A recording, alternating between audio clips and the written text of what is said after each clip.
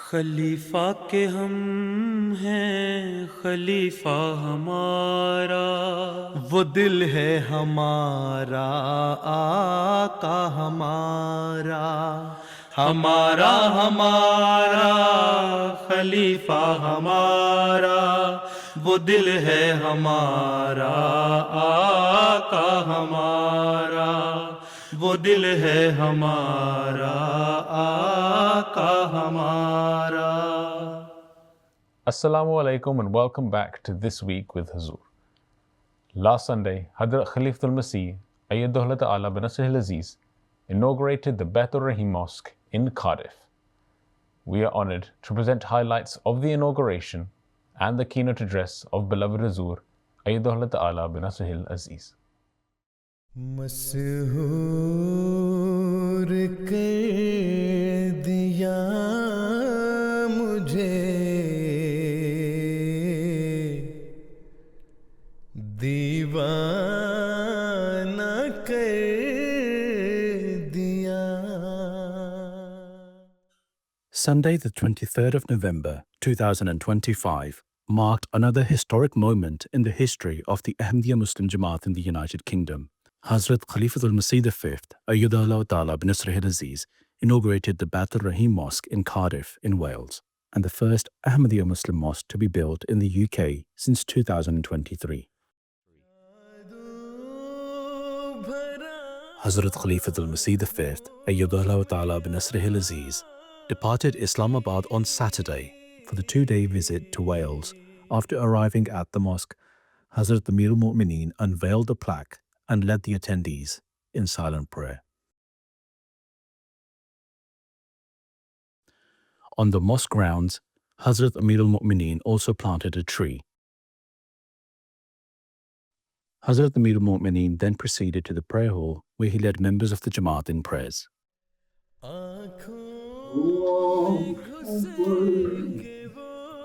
Hazrat Amir al-Mu'mineen also graciously met with various dignitaries who had attended the inauguration.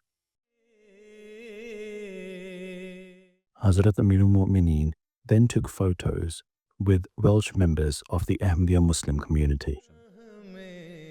Hazrat Amir al-Mu'mineen then made his way to the marquee to grace a special reception being held to mark the inauguration of the mosque. Assalamu alaikum warahmatullah. Please be seated. The program began with tilawat and translation, after which a report was presented by the regional Amir. During the event, dignitaries, including the High Sheriff of Glamorgan and the High Sheriff of Gwent, took to the stage and expressed their appreciation of the mosque and the Ahmadiyya Muslim community.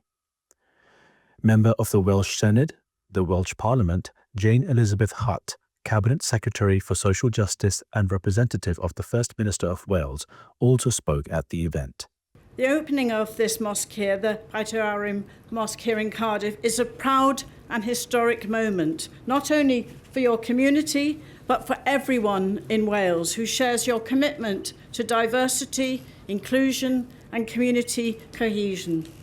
And of course, that guiding principle, love for all, hatred for none, is a powerful message. It resonates deeply with us and reflects the values at the heart of Wales and indeed of the Welsh Government.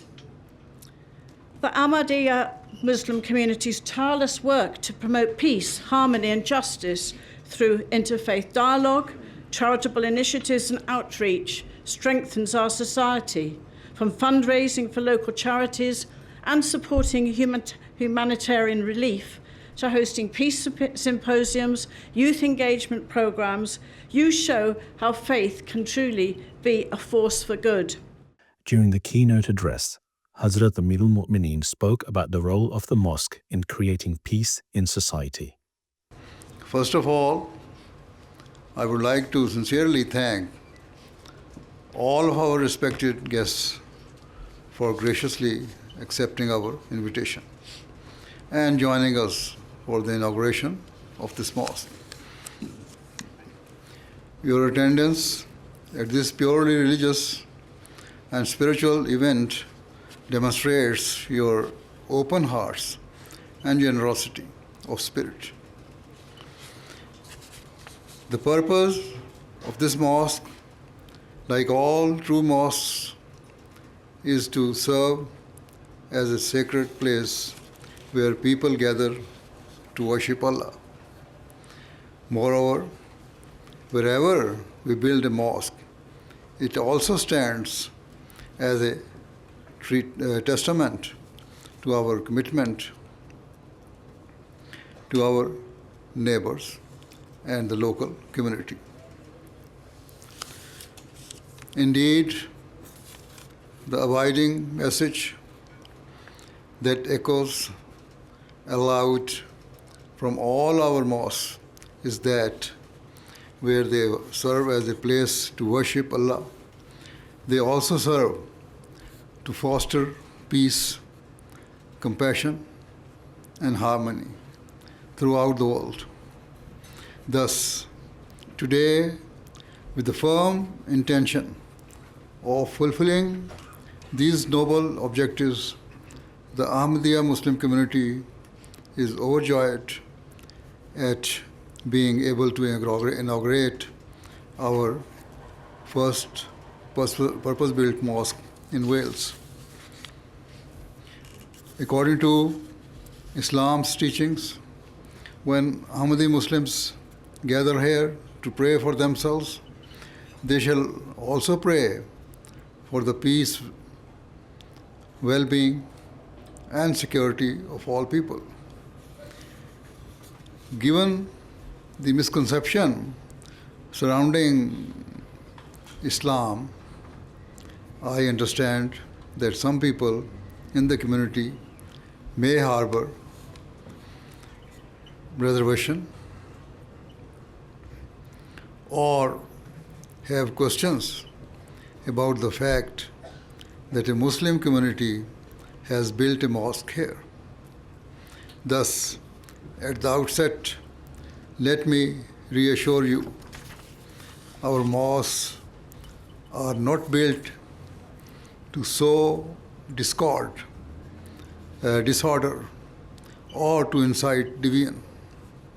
Rather, they stand as shining beacons of peace, love, and harmony, and reflect the deeply rooted, peaceful values of our faith. Thus, during the time of the Holy Prophet Muhammad, peace and blessing of Allah be upon him, a group of malicious people built a mosque with ill intent to create disorder and cause harm. Upon this, Allah, the Almighty, instructed the Prophet of Islam, peace and blessing of Allah be upon him, to demolish that so-called mosque. So the purpose of a mosque is not fulfilled by its physical construction.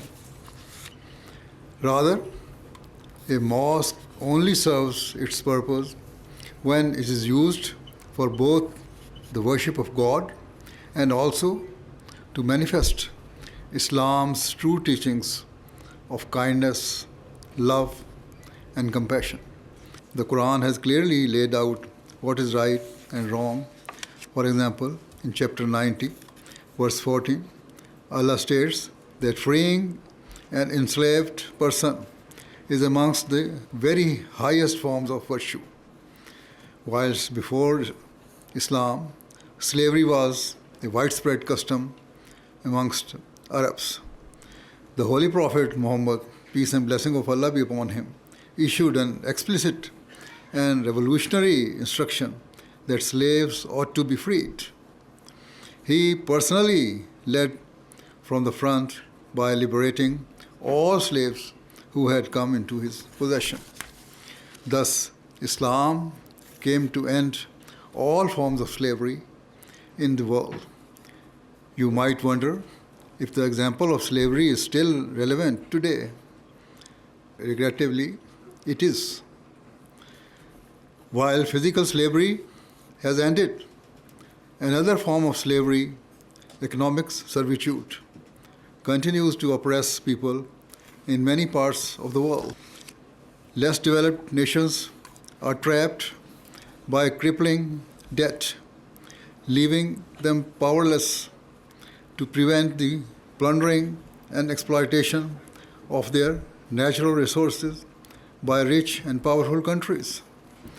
Ultimately, these vulnerable nations dictated to by the wealthier nations. Islam condemns such exploitation as a form of enslavement that must be eradicated because such inequalities and injustices inevitably shatter the foundations of global peace, something we increasingly witness today. Quran's emphasis on social care is further evident in subsequent verses of chapter 90. For instance, verse 15 states that feeding the hungry is a great virtue. Verse 16 establishes a duty to help and support orphans, and verse 17 commands Muslims to provide relief to the impoverished and weak. The Quran specifically instructs Muslims to help a poor man lying in the dust. These words are deeply significant, meaning Muslims are obligated to help those who are utterly crestfallen. We have no one else to aid them and who have been forgotten by society. While some people have family and friends to support them, Muslims are instructed to identify and to help those who have no one else. In economic terms, it means that if an individual has hit rock bottom and has no one to help him, a Muslim must endeavor to assist them and help them get back on their feet. Imagine the impact if all the nations of the world, including every Muslim country, acted upon this unifying, magnanimous principle. Surely it would be the means of tearing down the walls of crippling inequality, injustice, and ignorance that plague the world. And in their place, we would witness the majestic sight of rising tides of love, compassion, and understanding sweeping across society. The Holy Quran strongly emphasizes the rights of one's neighbors. Therefore, every Ahmadi who shall worship here is obliged to care for all of you and to manifest kindness and compassion.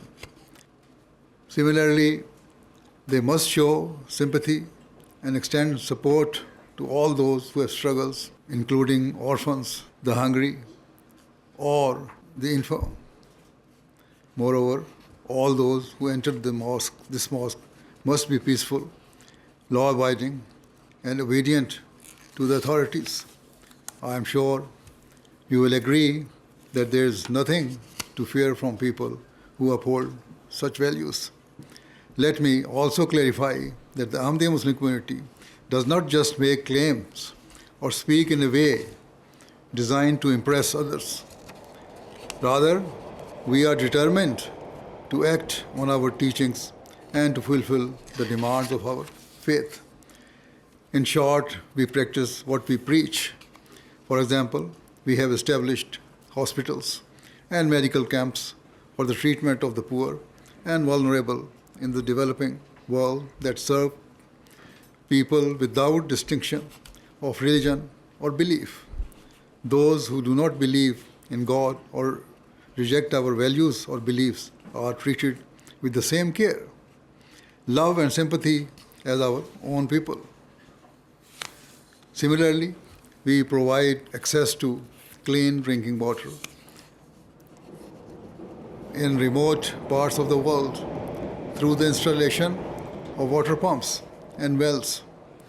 Here in the Western world, people do not realize the true value of water and are unable to appreciate how difficult it is for some people in deprived countries to access it. Instead of going to school, many children frequently walk miles to fetch water for their families on a daily basis. This gravely impacts their future and means that without help, the cycle of poverty in which they were born is bound to continue. Accordingly, we identify areas of urgent need and send our engineers and experts to provide them with access to water in their homes or at their doorsteps. These life-changing humanitarian projects are taking place in Africa, Asia, South America, and other underdeveloped regions. We have also established orphanages, providing shelter, love, and care to some of the world's most vulnerable children. In terms of education, we have established hundreds of schools across the developing nations that provide primary and secondary education without any distinction. It matters not whether the students in our classrooms are Christians, Jews, Muslims, atheists, or follow any other belief. Every child is of immeasurable worth and value. So, with the grace of Allah, the Ahmadiyya Muslim community is constantly engaged in serving humanity, and this includes supporting local charities and community projects across the United Kingdom. Our sole aspiration and motivation is to alleviate suffering and to enable people to live their lives with dignity. Thus, I am confirmed you will see for yourselves that this mosque will prove itself a true beacon of light.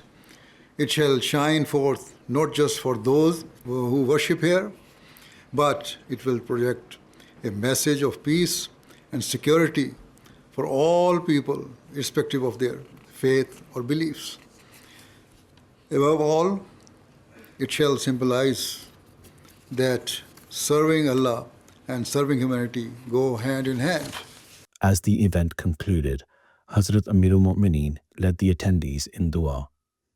Wonderful. I've heard his address once on the radio on the Voice of Islam when he opened the mosque in Gillingham, and I thought he is such a holy man and wonderful voice, wonderful message as well. I thought it was astonishing. I thought it was remarkable because although he covered huge areas, a wide general field of responsibility, and yet he was so particular and direct in his teaching, and I thought that was very powerful indeed. Anybody can say, you've all got to be nice to people.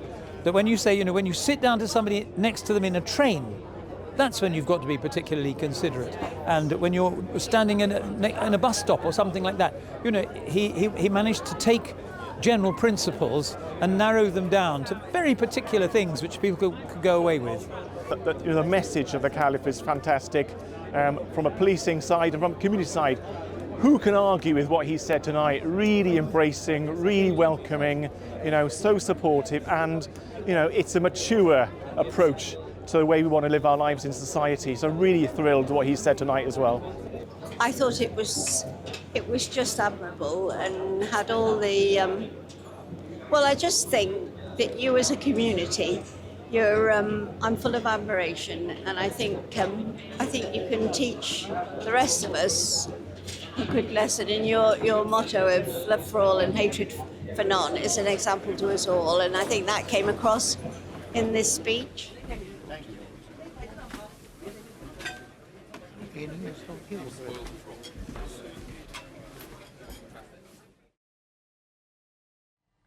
Those were highlights of the inauguration of the Bait-ur-Raheem Mosque in Cardiff. We now end with our final segment, the Friday Sermon Summary. In today's Friday sermon, Hazur, may Allah be his helper, spoke regarding those who stayed behind in the expedition of Tabuk and Allah Almighty's displeasure with them.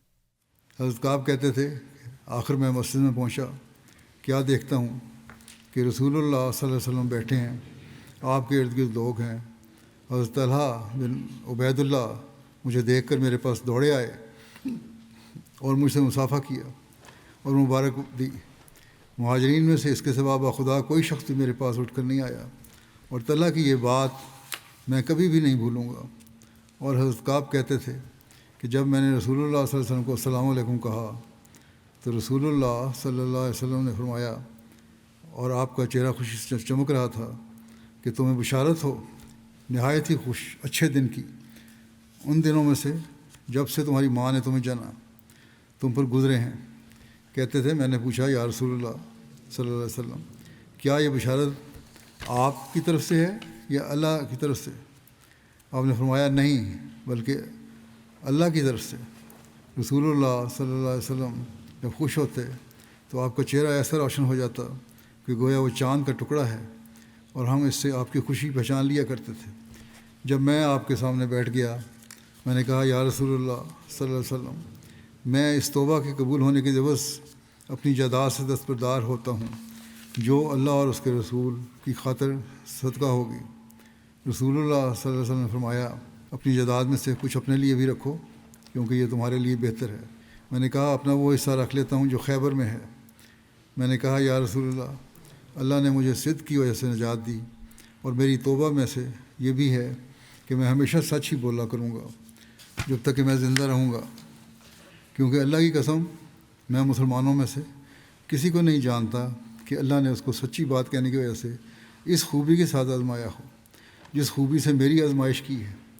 اس وقت سے کہ میں نے رسول اللہ صلی اللہ علیہ وسلم سے اصل واقعہ بیان کیا, میں نے جب سے رسول اللہ صلی اللہ علیہ وسلم سے یہ بات بیان کی میں نے آج تک عمداً جھوٹ نہیں بولا, اور میں امید رکھتا ہوں کہ اللہ آئندہ بھی جب تک زندہ ہوں مجھے محفوظ رکھے گا.